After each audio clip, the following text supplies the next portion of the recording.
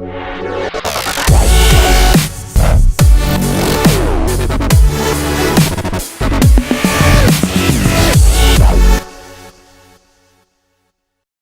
everyone, this is Fitzgerald, and I'm with Phil Schram, Chief Development Officer with Buffalo Wings and Rings.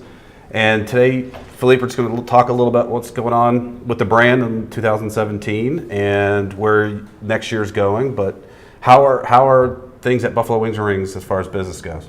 So things are going very well at Buffalo Wings and Rings. The thing that we see with the development of the consumer demand is that our guests are looking more and more for an elevated experience, elevated food, elevated customer service. And that has, in our category of the sports bar, sport restaurant, that has always been our brand positioning. So we feel that we are extremely well positioned and well equipped for the years to come. Great. So, casual dining, that industry is kind of taking a little bit of a hit. You see brands like Chili's and other brands cutting back, but you're seeing growth. And so what is your brand doing that's unique, and why is it still kind of having a strong year when it looks like the industry itself is kind of slowing down a little bit? Yeah, so it's a good question, and we are spending a lot of time to analyze and try to understand the guest behavior. I think that unfortunately casual dining was built on the premises of an average food, almost the level that you are able to find in fast food. So the environment is great. A lot of money is going into the building, into the decor. You get served at the table, which is what the guests are expecting, and they don't get in the fast food. But then unfortunately the quality of the food is not to par with the previous point that we have described, like the building and the fact to be served at the table. Now what we see is that with all the TV shows that are promoting better food, with the millennium who are asking for better food, those brands are losing touch of what is most important for the guest. And again, to go back at Buffalo Wings and Rings, we have been in business for about 33 years. And the value has always been into better food than all our competition. If you come to our restaurant in the morning, people are chopping the produce, they are cleaning, they are preparing for the lunch rush or the dinner rush. And we buy superior ingredients that we are able to serve fresh to our guests. So essentially, elevated food, elevated experience, that's your niche, and obviously it's going to kind of differentiate and the plus to your success. Kind of, you talked a lot about real estate, and we were talking earlier. Now shifting into like the business opportunity side of it. So we're talking about how you're different from a consumer positioning. Talking about business opportunity, we're talking about like wealth creation and the fact that it's not just the business you're building, but many of your franchisees can build equity in the real estate in the building. So there's really multiple investments when you're looking at a Buffalo Wings and Rings, and as far as that investment goes.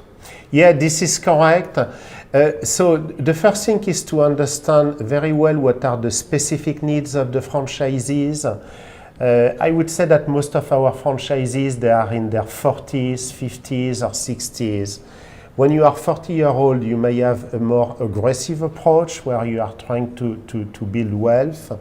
Those people are more willing to take risks. So for example, we see those franchisees who are going to lease building, but they want to have more restaurant because the return on the restaurant is more important than the real estate.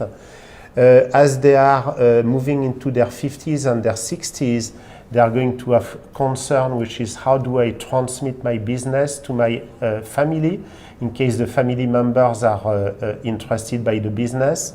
Or we see also thinking that they may sell the business or transfer the business and keep the real estate. So we have a very good understanding of all those dynamics, and we help them prepare their future. Yeah, you have a lot of franchisees that are looking at it from not only investment, like you said, but building family capital and equity and kind of sharing it, and what's the kind of progression to other family members. So 2018, coming up here not too far away. How's it look for Buffalo Wings and Rings? What's some of the exciting things that you see happening with the brand? So it's a good question and it's a good timing. We have just kicked off yesterday our 2018 budget. For us, it's really about quality growth, and successful franchises. Right now, we are growing at a pace of about 15% per year in number of units, and this is what we are maintaining. So all along the process, from real estate to construction management, funding of the franchises, we have internal staff. They are very competent on the topic, and they are going to follow the franchises all the way to the opening of the restaurant.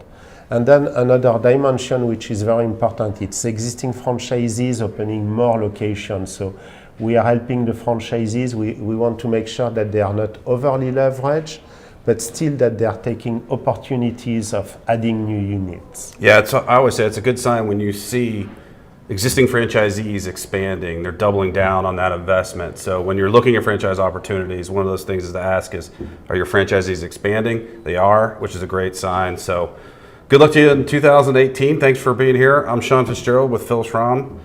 We'll talk to you later. Thank you very much.